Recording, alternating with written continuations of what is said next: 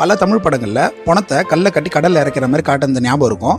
அந்த மாதிரி நாகார்ஜுனா ஈஸியா பண்ணிட்டு போயிருக்கலாம். ஆனா அவருக்கு இந்த பணத்தை எப்படி டிஸ்போஸ் பண்றதுன்னு தெரியலன்னு சொல்றது என்ன மாதிரியான வில்லன் கேரக்டர் இது அப்படின்னு தோன்ற மாதிரி வச்சுட்டு, இந்த படத்துல ரஜினி ஒரு சாதாரண கூலியா தான் வராரு. அவர் ஒரு மிகப்பெரிய மேன்ஷனை கட்டி விட்டுருக்காரு. அதுக்கு பணம் எப்படி ரெடி பண்ணாரு அப்படின்னு ஒரு கேள்வி ஒண்ணு இருக்கு.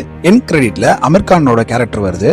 அந்த கேரக்டர்னால இந்த படத்துக்கு ஒரு யூஸும் கிடையாது. சும்மா ஐபி அர்த்தத்துக்காக இந்த படத்துல வச்சிருக்காங்க, அவ்வளவுதான். இந்த படத்தோட இன்னொரு மிகப்பெரிய மைனஸ்னா அது இந்த படத்தோட டியூரேஷன் தான். மொத்தமா 2 hours and 50 minutes ஓடுது. அதுவே இந்த படத்தை நம்ம கொஞ்சம் போர் அடிக்க வச்சிருது. ஒரு 25 minutes கட் பண்ணியிருந்தாங்கன்னா படம் கொஞ்சம் சுவாரஸ்யமா வந்திருக்கும். மொத்தத்தில் இந்த கூலி படம் எப்படி இருக்கு அப்படின்னு கேட்டீங்கன்னா, டைரக்டர் லோகேஷ் கனகராஜ் நமக்கு மட்டன் பிரியாணி போடுறதா சொல்லியிருந்தாரு. அதை நம்பி இலையில உட்காந்தோம். ஆனா அவர் நமக்கு பரிமாறினதோ வெஜ் பிரிஞ்சி தான். மட்டன் பிரியாணி எதிர்பார்த்து உட்காந்ததுனால நமக்கு ஏமாற்றமா இருக்கு. ஒருவேளை சோறு போட்டாலே போதும் அப்படின்னு உட்காந்துருந்தா இந்த வெஜ் பிரிஞ்சியே நல்லா இருந்திருக்கும். இது 18+ மூவின்னு ரேட் பண்ணியிருக்காங்க. ஆனா இப்ப இருக்க சின்ன பசங்க எல்லாரும் இந்த கூலி படத்துல இருக்க வயலன்ஸை விட அதிகமான வயலன்ஸை படம் சீரீஸ்ல OTT-ல பார்த்திருக்காங்க. ஸோ இந்த படத்துல வர வயலன்ஸ் ஒன்றும் அவங்களை ஒன்றும் பாதிக்காது.